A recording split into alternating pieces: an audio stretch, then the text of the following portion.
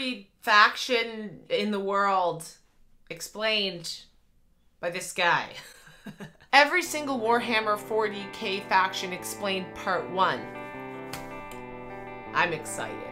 So a while ago, I wore this shirt mistakenly. Well, turned out not to be a mistake. While I was watching a 40k video, and I just really learned how many of you guys are so into the fight for equality, equity, social justice, beyond any creed, color, race, religion. So many of you guys love this shirt so much that I just feel the need to wear it every single time I watch 40k stuff. And I couldn't find it last video, but made a concerted effort to find this shirt for you guys, because just like Superman, just like Wonder Woman, just like the Justice League, you are fighting for social justice in your day-to-day lives. You care about your fellow human beings. You respect them.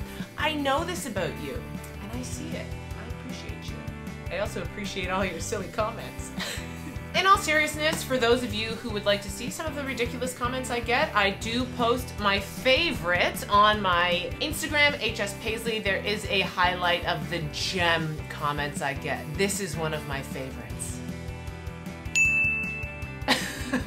Anyways, today I'm going to learn about the different factions in the Warhammer 40k universe. My goal is to watch between 15 and 20 minutes of this video and hope my brain doesn't explode, but I feel like it's going to. I've never watched anything done by Bricky before. I'm pretty excited about that because you guys request his stuff a lot and he seems exceptionally knowledgeable about this stuff, and I always like to learn. The first Warhammer lore video that I watched, like, my brain just exploded, but I'm hoping that after reading the Caiaphas Cain book, I'm gonna have a little bit of a better handle on it. And I am interested to learn a little bit more about the nuances of the world and how it works, because it is so extensive, and I'm just endlessly impressed by the depth of storytelling in this whole new world of games that I'm learning about. So let's dive in with this dude.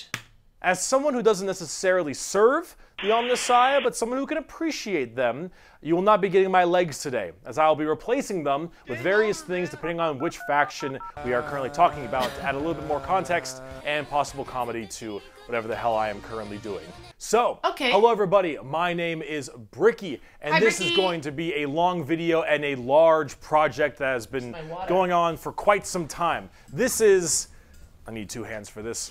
This is every single Warhammer 40k race in kind of a nutshell, explained, a little bit of explanation, a little bit of lore, a little bit of talking about the tabletop, mostly lore, what they're all about, and also a little bit of background for those of you who just have no clue what Warhammer 40,000 is. And you see, Warhammer and Warhammer 40,000 is a universe people hear plenty of, but don't know a whole lot about. They see, oh, there's these dudes in big power armor with chainsaw swords, and they got these big old green orcs, and there's some bugs over there, and everyone calls these guys weebs, and then there's these spiky bitches over here, and I don't get it.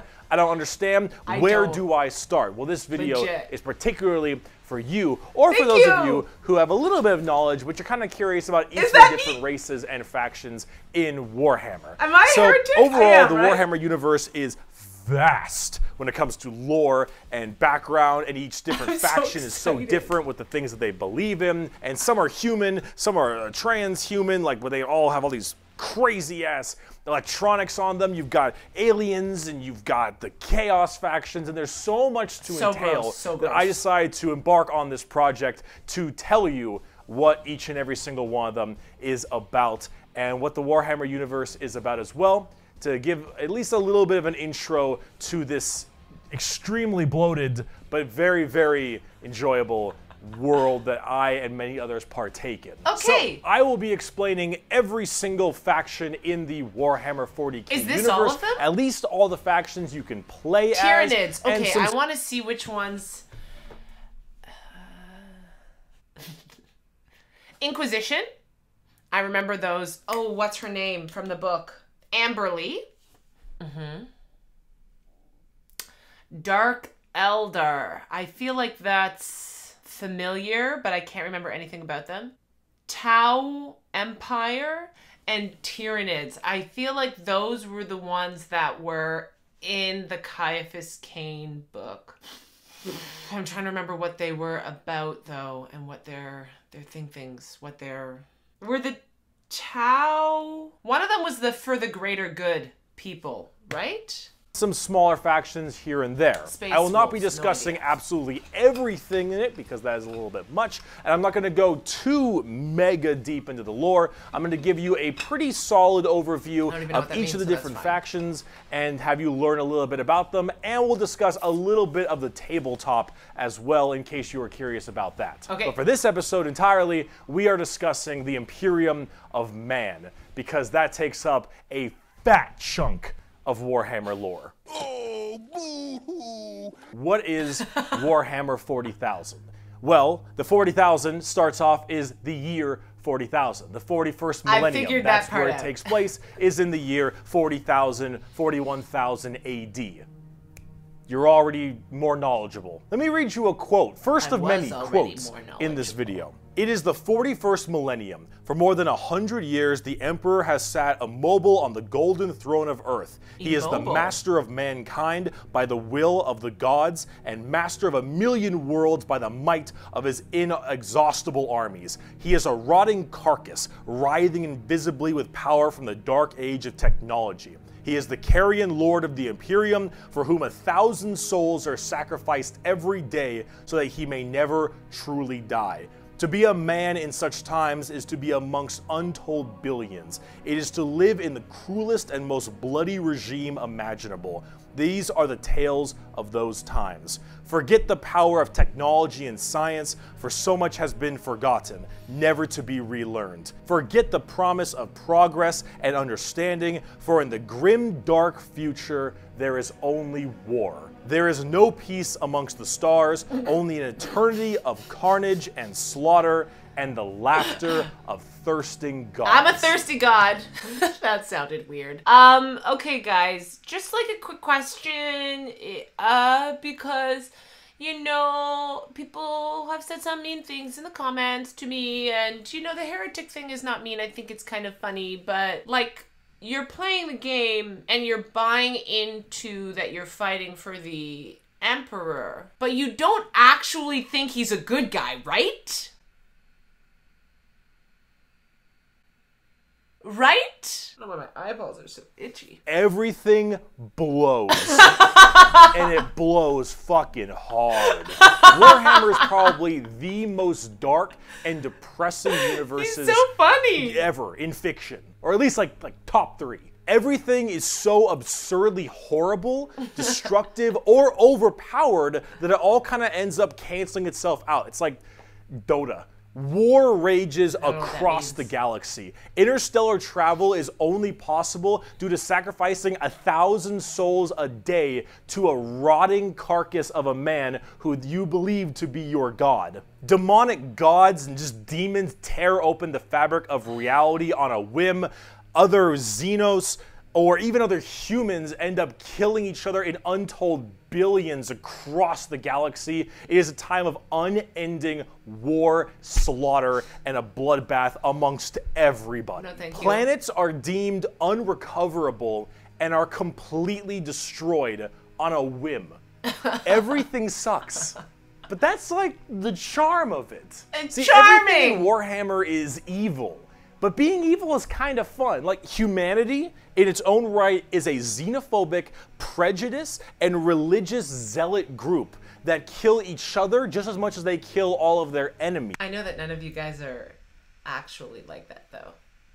That's why you like my shirt so much. And they're like mid to high tier evil on the evil scale of Warhammer. Nobody is good. Guy who brings food? A high tier. Guy who brings food, playing by Intel. That's fun. Oh, the Tyranids are down low. Oh. No, were they just bugs? Tau players. They're more evil? Who are the for the greater good, and what's the greater good? I guess should be my question. Tier evil on the evil scale of Warhammer. Nobody is good. No matter who you are, everyone is a No, not them either, but who's Warhammer. them? Nobody is good. No matter who you Help! are, everyone is some flavor, some color of evil. I Whoever die you so quick in pick, this you world. are going to be the bad guy. But that's the fun of it.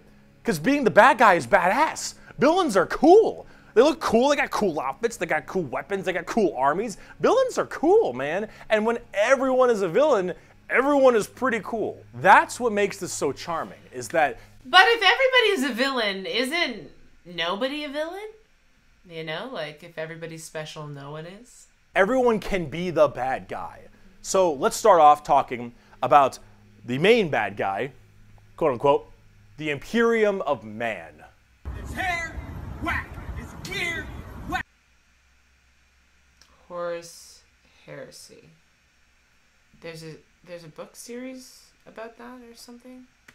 It's gear, whack. The Imperium of Man is the main empire of the human race. All of humanity is under this one flag called the Imperium. Okay. About 10,000 years ago, Marty! there was a man. He was the Emperor of mankind, a 10-foot-tall psychic demigod 10 who feet led tall. humanity across the stars to colonize tons and tons of worlds, create superhuman soldiers, and really bring humanity into a new age. This man, the Emperor of Mankind, was a psyker. And a psyker is like a magician of sorts. Okay. In the world of 40k, there is the warp, the immaterium, kind of like hell, but sort of like a purgatory dimension of hell. And a psyker is someone who can take that power and manifest it through their mind to use it to do stuff, like witchcraft stuff, magician stuff, spells, and lots of other things, but we don't want to get too into that. The Emperor, big boy psyker, Big top boy. tier, A+, maybe even S. Now the Emperor created a bunch of sons. Yes, created a bunch of sons known as the Primarchs. Okay. He created 18 Primarchs to have them lead all of the different legions of humanity to the different stars and planets to help colonize and bring it out. Okay. These Primarchs are basically like little versions of the Emperor. Not all of them are psychers, but a lot of them are very, very powerful, and they lead his special Space Marine legions. Then this Marines. big clusterfuck happened called the Space Marines are the A-Star t-shirts. called the Horus Heresy, where the Emperor's favorite son, the Primarch, Horus, ended up joining Chaos and leading 9 of the 18, half of his Primarchs directly to Earth to fight down the Emperor himself. Oh, now, if you want to know what okay, Chaos hang on, I'm confusion. Tell me Emperor's that again. favorite Tell son, me the that Primarch, again. clusterfuck happened called the Horus Heresy, where the Emperor's favorite son, the Primarch, Horus, ended up joining Chaos and leading 9 of the 18, half of his Primarchs directly to Earth to fight down the Emperor himself. Okay. Now, if you want to know what Chaos is, remember what I mentioned earlier, the warp, that Yeah. immaterium, the Yes. hellish place? In there relies the 4 Chaos gods. Imagine like Satan and 3 other Satans. The warp being kind of evil, those Chaos gods, that's the reason. I know this one. Slanesh. Like a genderless, all genders sex god who sounds fun and is not. Right? And so those also, was this one in the Not Elsa trailer? Oh, were they all? Oh my god, they all were. And we went into that guy's mouth. And all of like the maggots and stuff. Okay, I've totally lost the plot. I need to go back because I don't know what he's talking about anymore. Chaos is. Remember what I mentioned earlier? The Okay, warp, yes, that yes, immaterium, the yes. hellish place.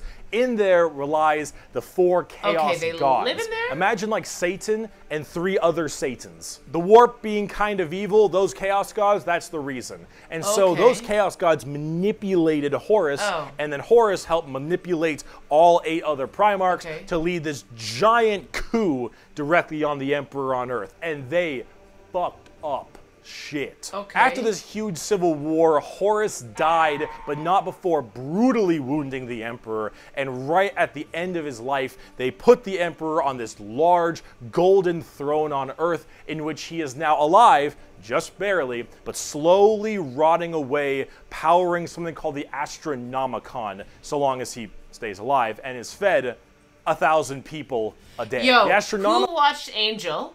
And do you remember Jasmine? And do you remember when Angel ended world peace? Oh, that show was weird. Season 5 was great, though. Season 1 and Season 5, so good. Nomicon is like the North Star. If you want to do Debatable interstellar world travel peace. in 40k, you need to pass through that demonic warp I mentioned earlier. But how do you know where you're going? Well, the Emperor is there putting a nice little navigator right there. He helps navigate you to know where you're going. If you want to go from Earth to some crazy solar system across the way, you need to go through that warp, and then you need to know where you're going, go through there, and pop your way out. It's like doing nether travel in Minecraft, so you can shorten the distance between going to areas. So long as the Emperor is alive and being fed 1,000 people a day to stay alive, you can do that. The moment he dies, interstellar. Okay, but there's like no way to make him not look like that? I feel like, what if you give him 2,000 souls a day? Will he stop being so disgusting? Interstellar travel's gone for all of humanity. Maybe that's a good thing. You're so boned. Now, since the Horus Heresy 10,000 years ago, the Imperium has fallen from grace substantially. All technology has started to dwindle and die. There is now giant fundamental religious extremists that now believe the Emperor of Mankind was a deity, a true living god, which is probably the last thing the Emperor would have wanted to be remembered for. So now you have this thing called the Ecclesiarchy, which is this giant church entirely devoted to spreading the good word of the Emperor. He is now the Holy Emperor God, the God Emperor of mankind, and all of the Imperium has taken up worshiping him to the fullest extent and killing anything that isn't humanity in his name. The Imperium has this futuristic gothic tone to it and a hefty religious zealotry to them. If you think anything against the Emperor, that's heresy and you deserve to die. That is called being a heretic.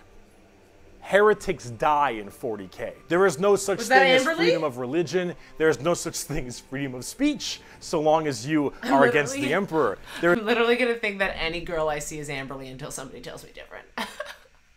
There's no such thing as any kind of tolerance. Everyone is a religious zealot. Some more than others, but no matter what, you're preaching that good word. So right now, everyone in humanity is trying to expand their empire across the stars. If you are a heretic, someone who doesn't believe in the Emperor, you are deserving of death. If you believe in the Chaos Gods, you are also a heretic and you deserve death. If you are an alien race of any kind, you are a filthy Xenos and you deserve death as well. So long as the murder continues and humanity expands, the Imperium of Man is very, very happy.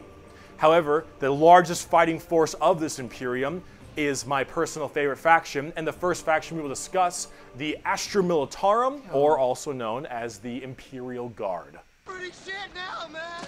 Okay.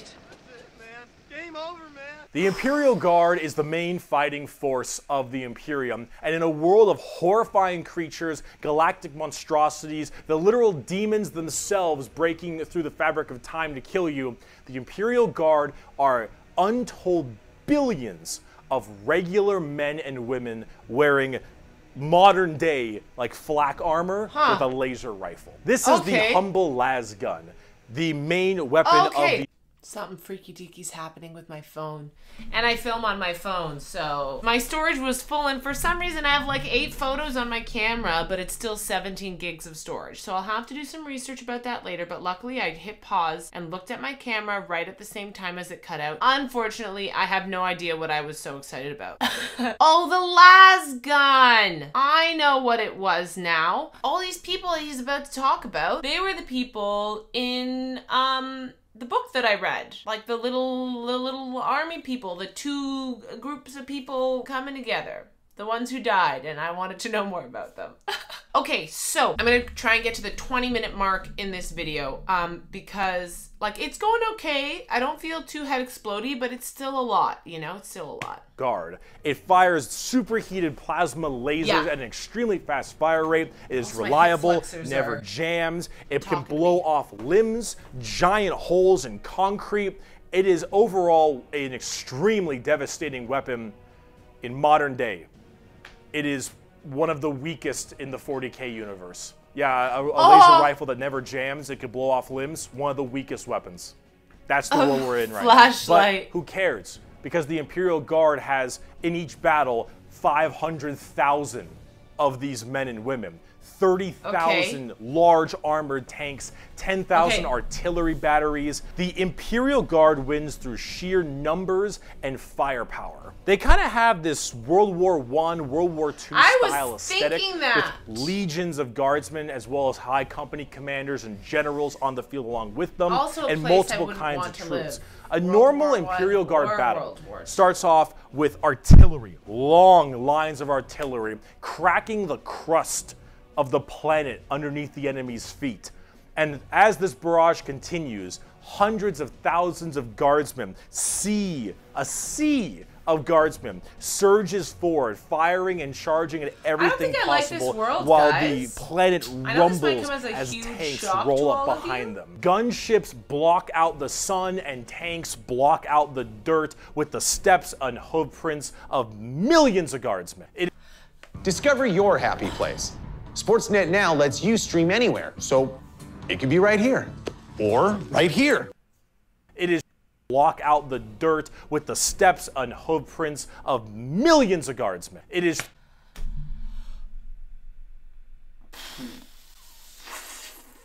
I mean, like, I get that opinion is a thing. I guess I just don't understand. I guess I understand the appeal of total destruction. I'm just gonna keep watching. It is through numbers and sheer sundering firepower. They are the first and last line of defense for the Imperium and make up a huge bulk of the battles. The Imperial Guard is also made up of tons of different kinds of regiments. The Catachin jungle fighters live in a death world that's more hospitable than almost any firefight. They live in a death world? Not everybody in the Warhammer world lives in a death world? Just these Rambo Vietnam War guys? Just them? They'll ever get into. So they just have this steroid-looking, giant knife, Rambo Predator-looking sons of bitches, where nothing is anywhere near as scary as a simple night on their home planet. You have the Valhallan Winter Soldiers who haven't felt their toes in 300 years, the Mordian Iron Guard who are more interested in making their shoes shine than actually fighting a battle, and then of course the big one, the Cadians from Cadia. The biggest export of guardsmen in the entirety of the Imperium. You will fire your first gun at 5. You will disassemble and reassemble it at 10. You will have pounding artillery drills day in and day out at 15. And you'll fight your first Swarm Lord at 16. And if you mention Cadia, you will burst into an unrelenting amount of tears and sadness like I do daily. To quote, I have at my command an entire battle group of the Imperial Guard, 50 regiments including specialized drop troops, stealthers, mechanized formations, armored companies, combat engineers, and mobile artillery. Over 500,000 fighting men and 30,000 tanks and artillery pieces are mine to command. Emperor, show mercy to the fool that stands against me, for I shall not. The Imperial Guard are my personal favorite faction in 40k. They're the army I collect the most, the ones I enjoy playing the most, and the one I enjoy in the lore sense a lot. There's something about just a regular man with a laser rifle being told to charge the horrors of this universe. So, so I guess, I have a question. I have a question now. So I think I said before that this is like a super intense version of Risk, right? And I like Risk, but I'm building something in Risk, I guess. Like, I'm the Emperor? But, okay, so all of these people are fighting. Is there such a thing as just, like, Joe Blow average citizen, you know? And are you fighting for them? Because I'm trying to remember in the Caiaphas Cain book, they go to a town, and I think the Tau are kind of there in control or something, and they don't blow it up because there's like a larger scheme at play or something. And I'm just wondering, like, why? What's their why? Warhammer Therapy with Hannah. Willingly doing so for his god emperor. It's just poetic. They actually represent the main Imperial Guard tactics pretty well. Large amounts of artillery that doesn't require a line of sight, lots of tanks, tons of infantry, drop troops, and gunships. Overall, they're pretty similar to how they sound, though a little bit expensive to collect, unfortunately. And they don't hit a lot. They have a bit of a bad aim, but you don't really care because you're just drowning them in shots. However, if you want more accurate fire and specialization, we can move on to talk about Space Marines. The Angels of Death are up next. Space Marines are genetically engineered super soldiers and superhumans. They're given extra organs, their skin tissue is toughened, their bones are stronger, they're taller than the average person. They're pretty massive people, and these are the specialized super soldiers that carry out a lot of the more specific tasks for the Imperium. And there's tons of legions of them. In fact, there's one per Primarch. Each Primarch, the Emperor's son, as I mentioned before, oversees their coming together. It's coming together, guys. The genetic upgrade they get is based on the genes of said Primarch. It's something called a gene seed. That's what brings them up to this like superhuman level. As stated, each Primarch has their own legion. Robot Girly Man has the Ultramarines. Jagatai Khan has the White Scars. Rogel Dorn has the Imperial Fists. Corvus Corax has the Raven Guard. And there's a whole bunch of other side sections that are also extremely interesting and have a little bit more of a twist on the average Space Marines, which we'll discuss in a bit. Curiously enough, I don't have a whole lot to say about Space Marines. They're superhumanly fast. In fact, it's been said that nothing that large should move that quick. These men in power armor moving at blazing fast speeds. Their reflexes are faster. Their skin is tougher. They are overall just extremely powerful soldiers. In fact, where they differ comes down to which Space Marine Legion we're talking about. For instance, the Ultramarines done by Robot Gilliman are the main blue boys. Strong in almost every way, the jack of all trades kind of group that are a little bit too strong, and that's a lore problem, but the White Scars by Jagatai Khan are all about speed freaks, go fast. We're talking attack bikes, we're talking land speeders. You want to go in quick, you want to hit them hard, you want them to be swarming around like buzzflies. I didn't really understand that there were like people inside the suits. I don't know why I thought they were like just machinery. That's interesting. Buzz saws. With the speed of buzz saws. He's funny. Fuck you, Pale King. Salamanders love fire. Fire in the forge, fire in battle. Flamers, melta-guns, multi-meltas. Just so long as something can be burning, that's big. And they're also actually some of the nicest of the Space Marines. A lot of Space Marines have this kind of like holier-than-thou thing because of their genetic strength. Nice people. However, the Salamanders tend to put human lives above the lives of themselves, which is actually rather rare. Salamanders! They're also all black, but not like just regular black, like 2 a.m. line at a White Castle black. Like they have a charcoal, dark, ashy exterior and blazing my God, red eyes. I was so on board with this guy.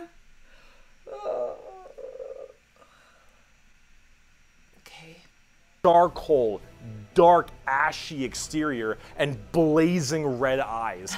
Apparently something about living on their home planet of Nocturne, which I don't know if that makes much sense, but who cares? This is like fantasy land anyway. Overall, Salamanders are actually one of my personal favorite legions because they're just really cool. They're fun to play as. Like, I mean, if their skin color is black, they're not black people in our Canadian and American sense of it. So I just don't really know that the White Castle joke was necessary. Also, totally different to Bricky's comment, but just a sci-fi issue thing that I have in general, specifically in the Red Rising trilogy. If you guys have read those books, everybody's like skin color is different based on their class because they're genetically breeded for a purpose. And I remember talking to a friend about this trilogy, saying that everybody in the book was a white person, and he was like, what are you talking about? There are blue people and purple people and black people and gold people. And it's exactly this thing right here. Like, this is the features, the hair, is that of a white person, and their skin is like actually the color black, you know? Like this is not the skin color of someone whose ancestors might have been African, though we're all from Africa. But that's just a general like fantasy pet peeve of mine, in that like you can have all of these different races, like maybe not alien races, but different types of people. Like Lord of the Rings is a great example, where we have all of these different types of people, but they're all described as white. And I think that media like this, like games and TV shows and movies and books, is the fastest way that we can get different people into your living room, for lack of a better way of explaining it. Maybe I don't have a lot of trans friends, but if I watch Pose, I might be more inclined to relate to these people because I've been watching their stories. Or if I don't know, watch All Rise. I love that show so much. Or like a show like Kim's Convenience or whatever, you know? It's just like a really easy way to humanize instead of othering, which I also totally understand is not the purpose of this game.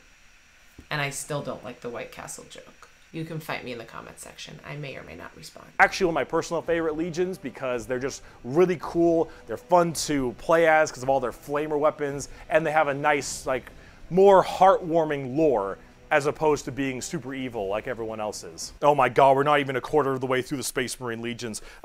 Imperial Fists believe in the power of the siege and defensive positions. Raven Guards, master of stealth and sabotage while having bird helmets. Iron Hands, masters of machines and vehicles while being really goddamn good at being sold on eBay after one nerf. Space Wolves, Vikings and wolves and tons of wolves and axes, battle axes, fur everywhere. Space Wolves, so angry, big teeth, Blood Angels, the genetic defect to make them want to drink blood and go crazy, called the Red Thirst. They have Cupid wings and stuff, which is a little bit strange, and they are all super gay for Sanguinius. Dark Angels are old school knights and inner circle theme, and... Are you a heretic? Me? No, never. Once in a blue moon, I know.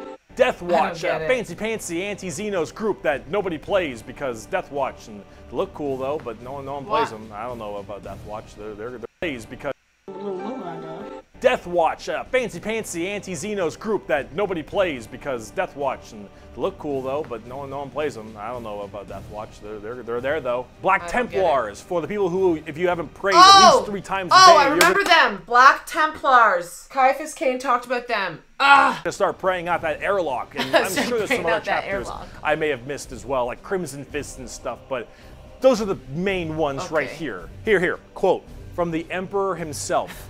They shall be my finest warriors, these men who give of themselves to me. Like clay I shall mold them, and in the furnace of war I shall forge them. They shall be of iron will and steely sinew. In great armor I shall clad them, and with the mightiest weapons shall they be armed. They will be untouched by plague or disease, no sickness shall blight them. They shall have such tactics, strategies, and machines that no foe will best them in battle. This guy is so They are my extra. bulwark against the terror. Dude. They are my defenders of humanity. They are my Space Marines, and they shall know no fear. And on the tabletop, they fuck. Oh, they fuck hard. As of making this video, Space Marines are laughably strong. That might change at some point, but overall, Space Marines just have it's like a Swiss Army knife, a tool for anything you need, except it's like a gold-plated Swiss Army knife. It is extremely strong. If you are actually getting into the tabletop of Warhammer, Space Marines are a great start. Also, whatever gameplay style you have, whether you want to be sit back with long range and heavy weaponry, go fast and run in, or even just full melee, all of these options are totally there for you. Space Marines are super badass, but unfortunately, it's time we start praying to our new god, the 2011 Honda Civic. So is it any okay, so this is the next faction, right?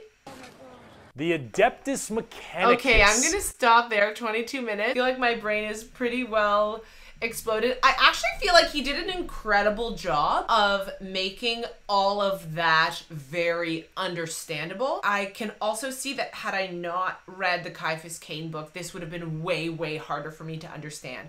But because I had that and got like this kind of small glimpse into the world, I was able to place all these things better, and that's really fun. I really enjoy that, and he's doing an amazing job of making all of this information very accessible. If you don't like Warhammer, I'd be very surprised if you made it to the end of this video, but if you do and you're still here, thank you so much for watching. I do understand that a lot of people have different requests for different games and want me to watch a really wide variety of trailers, but part of the reason why I keep going back to the same games over and over again is because putting these pieces together is really cool. And I think I'm gonna do some more World of Warcraft soon, because that also, like, again, a lot of different pieces to put together. Maybe I'll read another one of those books. And I did promise somebody that I was gonna read another Warhammer book, so I will probably read the next Caiaphas Cain one at some point, but the to be read list is never ending, you know? But yeah, that was a lot. Very interesting.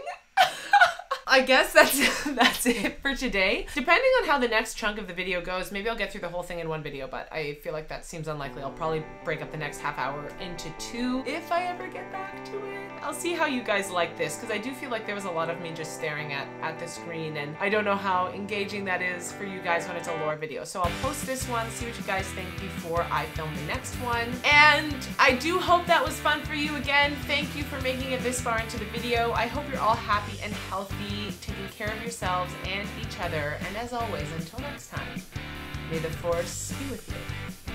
Live long and prosper, and I'll be back.